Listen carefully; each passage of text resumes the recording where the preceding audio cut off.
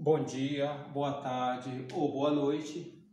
Bem-vindo ao canal Gêmeos Culturais. Por favor, inscreva-se, deixe o seu like e ative o seu sininho para saber das novidades. Hoje nós iremos falar sobre a Primeira Guerra Mundial. A Primeira Guerra Mundial foi de 1914 a 1918. Nós iremos falar de um pequeno resumo e depois entraremos nas questões que antecede, durante e depois o armistício da guerra. Tá? Esse conflito é considerado o mais violento da história da humanidade, que, concentrada no continente europeu, foi fruto de vários fatores que ocorreram principalmente no século XIX.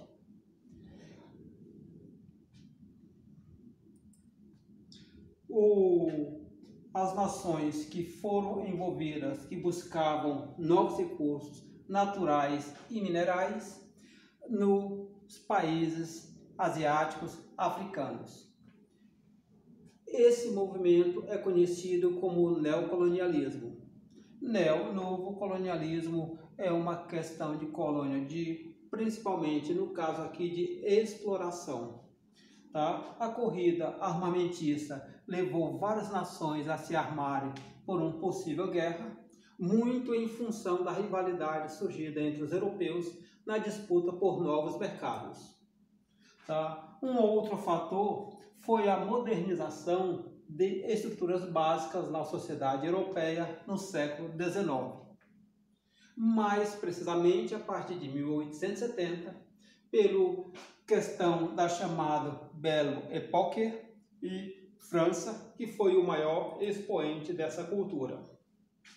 As inovações destacam as mudanças no mundo de que se organizaram e que surgiram foi o carro, o avião, o telefone, o telégrafo sem fio, que possibilitou que as nações se interferissem cada vez mais em outras nações. Tá? O outro fator da guerra foi a transformação econômica e política e cultural dos séculos anteriores. Nós tivemos a questão da paz armada, que a paz armada é o quê? É um período em que não ocorreram conflitos, mas isso propiciou os recursos financeiros a serem usados na fabricação de armamento. Tá? Isso entre 1871 a 1914, que foi o período do neocolonialismo largamente difundido entre Inglaterra e França, que dominaram a maioria dos territórios africanos, asiáticos, como a Índia, parte da China, Argélia, Somália e Nigéria.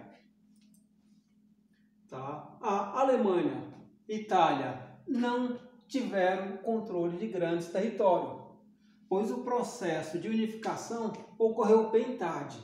Que esse processo de unificação, porque existia vários territórios, mas não eram unidos, ou seja, não formavam o Estado. Tá? Então a Itália e a Alemanha ficaram então surgindo então com uma rivalidade pelo controle econômico mundial. Ou seja, na prática buscava um meio de eclodir uma guerra e ainda ficar preocupado nas questões econômicas. Tá? A política de alianças foi fruto do neocolonialismo com a França e a Inglaterra, que buscaram essa questão de colonizar, principalmente, como nós havíamos falado, da África, Ásia, China, Nigéria e outros países. E a Alemanha, por sua vez, e a Itália se sentiram ameaçadas pelo domínio e que eles não tinham essa lucratividade econômica. Então eles preferiram então ir por outro caminho, que foi o caminho da indústria bélica, promovendo conflito pelo controle econômico mundial. Tá? Estabeleceram então-se duas alianças. A Tríplice Aliança, composta em 1882 pela Alemanha e Itália e pelo Império Austro-Húngaro. Observe que, ou seja, a guerra acontece em 1914, mas já havia uma articulação não só econômica, mas política e de união, em 1882. E a Tríplice Entente, formada pela Inglaterra, França e Rússia. Tá? Os franceses, com a sua rivalidade com os alemães, fruto da Guerra Franco-Prussiana em 1870 e foi até 1871, quando a França perdeu seu território da Alsácia-Lorena, que era rico em materiais minerais. A Rússia, por outro lado, rivalizava seu território com o Império Austro-Húngaro. A Rússia tentava então exercer um controle político no leste europeu e queria a manutenção do domínio dos povos eslavos.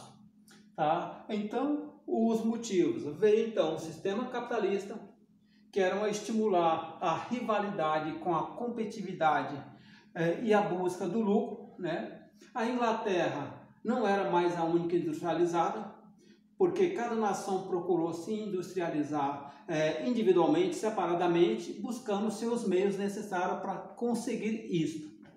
E essas necessidades de bem de consumo no mundo. Motivo que levou então as nações ao neocolonialismo, à África e à Ásia. Tá? A Alemanha investiu então em armamento, uma potência bélica.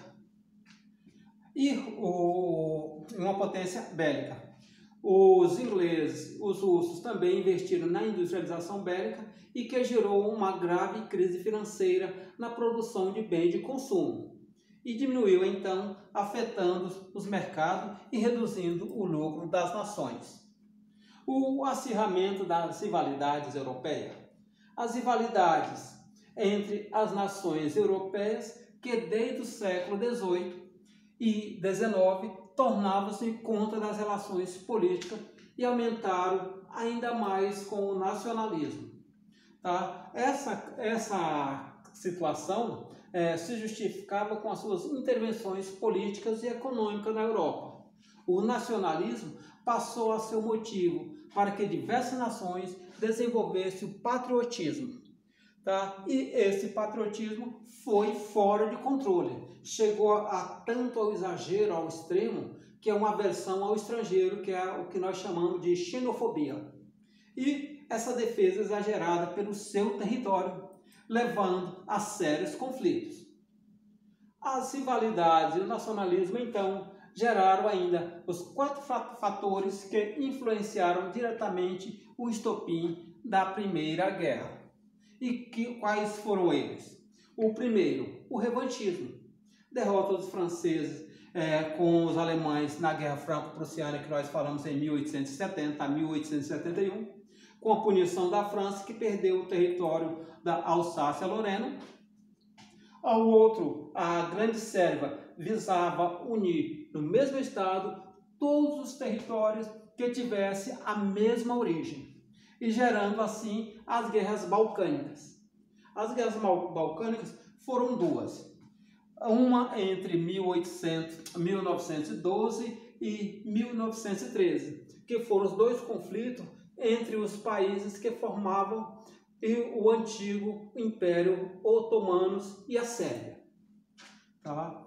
E a Sérvia saiu vitoriosa e ampliou seu território. Passou a comandar o Império Austro-Húngaro. E este, por sua vez, forçava os sérvios a renunciar aos territórios albaneses, porque eles estavam se sentindo ameaçados. Então, eles pressionaram os sérvios para sair desses territórios. Então, aumentando assim a rivalidade mais ainda. E que chegou ao auge quando o atentado que assassinou o arquiduque Francisco Ferdinando. Tá? O outro motivo é a questão do pan-eslavismo, projeto político da Rússia que iniciou no século XIX e visava estabelecer o domínio político sobre os eslavos dos Balcãs, sem considerar as diferenças culturais e o idioma. Então o Império Austro-Húngaro dominou parte desse território, motivo pela qual a Rússia entra na guerra ao lado da Inglaterra e da França. Veio então o pan-germanismo, que é um movimento político originado pela Alemanha no século XIX e tinha o objetivo de unificar o Estado alemão a todos os territórios que tivessem a mesma origem, a mesma cultura e que falassem o mesmo idioma, ou seja, todos os estados e territórios que tivessem origem germânica, origem alemã. Tá? Assim se inicia a Grande Guerra. Como foi visto anteriormente, vários foram os motivos para que a guerra viesse a acontecer. As divergências aumentaram, a crise de julho, conhecida como atentado em Sarajevo, o assassinato do arquiduque austro-húngaro Francisco Ferdinando, que era o sucessor imediato ao trono. Tá? O Império Austro-Húngaro, por sua vez, então entregou um ultimato com 10 reivindicações à Sérvia, que só aceitou 9. A única recusada era a interferência austro-húngara na soberania da Sérvia. Esse motivo foi o suficiente para os austro-húngaros declararem guerra em 28 de julho de 1914. Aceitaram dos 10, aceitaram 9, mas o importante seria a soberania. Perder a soberania, eles se tornariam um território. Então, é claro que eles não aceitaram. Por sua vez, a Alemanha se aliou ao Império Austro-Húngaro para combater a França, evitando a retomada do território da Alsácia-Lorena. Então você vê, já se forma então, e os interesses, cada um de um lado ou do outro, o interesse sempre gira em torno da economia. Tá? Então os meus interesses do Austro-Húngaro resolveram então se posicionar contra a aliança. O Império Austro-Húngaro invadiu então a Sérvia, provocou a reação da Rússia, que ataca as tropas austro-húngaras. Por quê? A Alemanha declarou a guerra, a França invadiu a Bélgica, declarou a guerra à França e invadiu a Bélgica. Ou seja, quem invadiu a Bélgica foi a Alemanha. Tá? E por isso, a Inglaterra, temendo que suas possessões perdia sua soberania, perdia suas possessões, então eles ameaçaram então pelos alemães, resolveram então aliar-se à França e à Rússia. Com isso forma a Tríplice Entente. Tá? Iniciou-se então com apenas 5 nações. As primeiras são diretamente, ou seja, as 5 nações foram diretamente: Áustria-Hungria, Alemanha, Rússia, França e Inglaterra. O que era contornos locais passou a ser mundiais, porque era conflito isolado, um com o outro e ali por diante. Mas agora não, agora tomou esse contorno literalmente mundial. Era simplesmente vencer, já não interessava mais nem por o que eles estavam lutando. Então as colônias foram envolvidas indiretamente e as outras nações rivais entraram em conflito. Exemplo, a entrada da Bulgária ao lado da Tríplice Aliança contra a Sérvia. Então, eles entraram e começaram a sofrer indiretamente, porque as colônias também se sentiam ameaçadas. A Itália começou, então, a Primeira Guerra Mundial ao lado da Alemanha e do Império Austro-Húngaro. Mas, em 1915, pulou de lado e juntou-se à Tríplice Entente, recebendo em troca séries territórios, ou seja, vários territórios.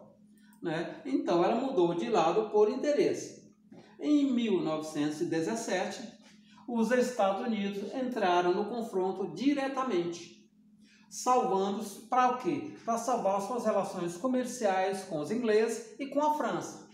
De que outra forma e outra questão, que era o interesse de lucrar com a situação, pois entrar no desfecho da Grande Guerra os favorecia.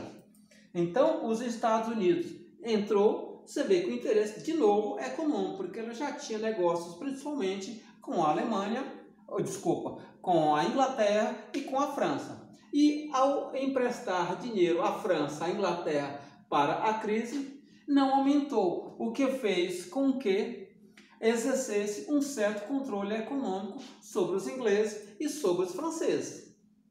Então, os Estados Unidos, para não perder esse controle e continuar investindo, continuar emprestando dinheiro, ele teve que se posicionar.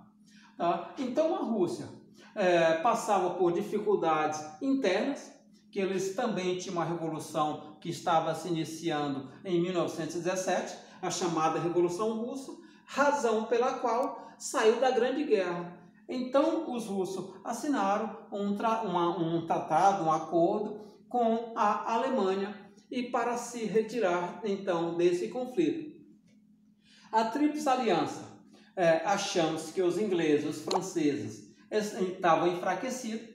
Então, em 1918, eles atacaram então e foram mal sucedidos, porque eles achavam que a Tríplice Entente estava fraca por ter saído então eles atacaram, fizeram vários ataques. Esses vários ataques foram ataques mal sucedidos, tá? E com o apoio norte-americano, a Tríplice Entente, que é França, Inglaterra e agora os Estados Unidos.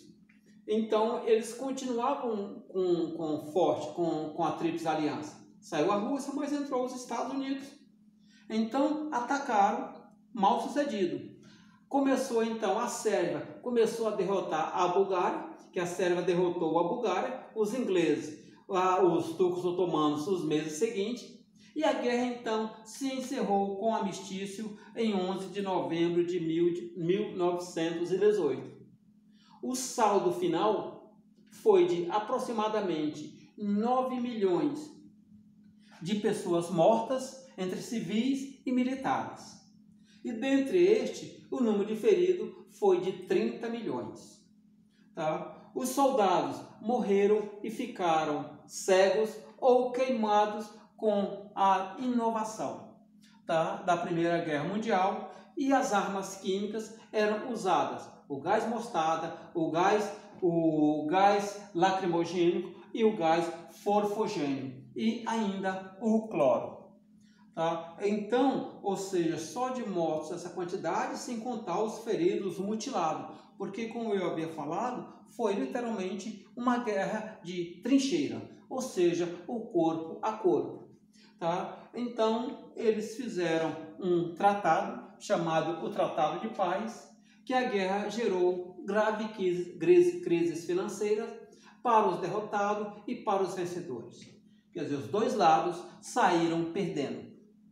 Economicamente, são considerados perdedores porque investiram muito dinheiro na indústria bélica, na produção de bens de consumo, que sofreu grande queda na prática. Os Estados Unidos entraram no fim e a Rússia, com a sua retirada em 1917, praticamente não tiveram grandes consequências. Tá? E ainda o presidente dos Estados Unidos, Woodrow Wilson, visando o equilíbrio das relações, elaborou um plano com 14 pontos. Desses 14 pontos, alguns deles foram liberdade nos mares, ou seja, que outras nações pudessem circular naqueles mares. Né? Ao outro, o fim do protecionismo ou do protecionismo econômico. Esse protecionismo econômico é tirar as barreiras alfandegárias ou diminuir, fazer com que as mercadorias internas conseguissem competir com as externas ou vice-versa.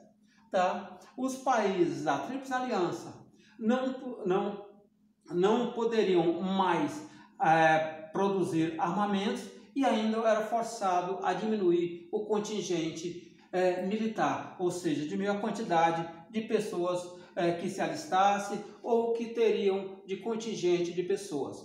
Esses são vários pontos e ainda temos a devolução da Alsácia-Lorena para a França, a independência e autonomia da Polônia, da Sérvia, da Bélgica, da Turquia, tá? E ainda a criação de uma organização política que teria a função de mediar os conflitos e manter a paz, que é a chamada Liga das Nações.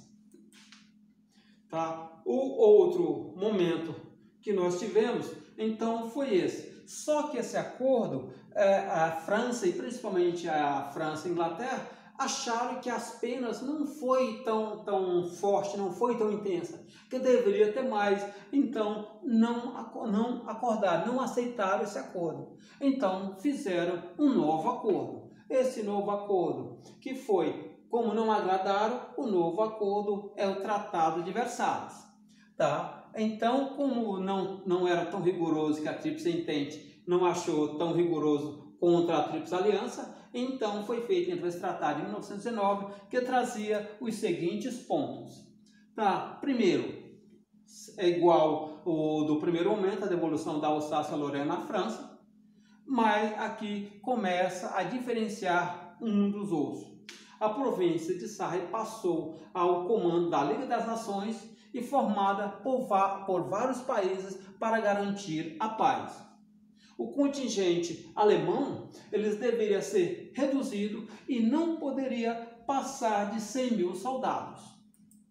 Tá? Um outro ponto foi: a Tríplice Aliança foi proibida de fabricar armamentos, navios, aviões, carros, ainda carros de guerra, tá? E artilharia de longo alcance.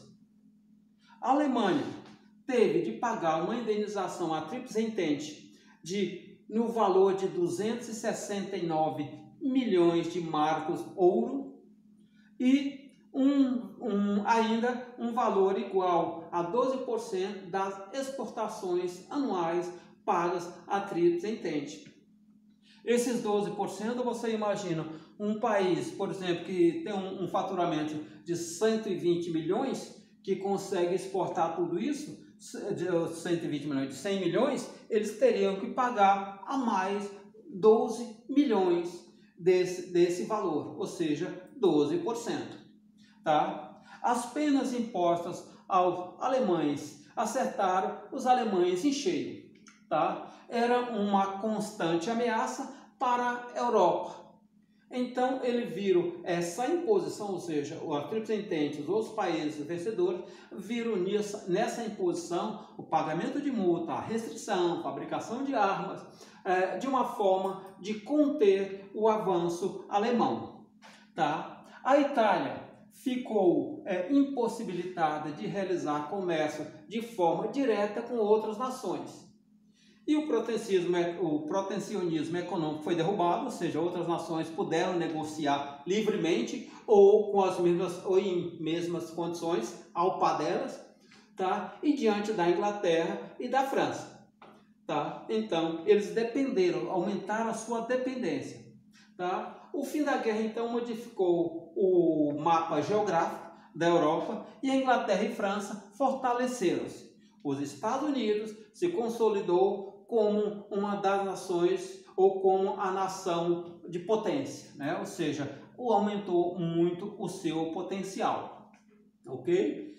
Então, nós chegamos ao termo dessa exposição e se inscreva no nosso canal, lembrando novamente, deixe seu sininho ativados e tenha sempre bons pensamentos e boas ideias.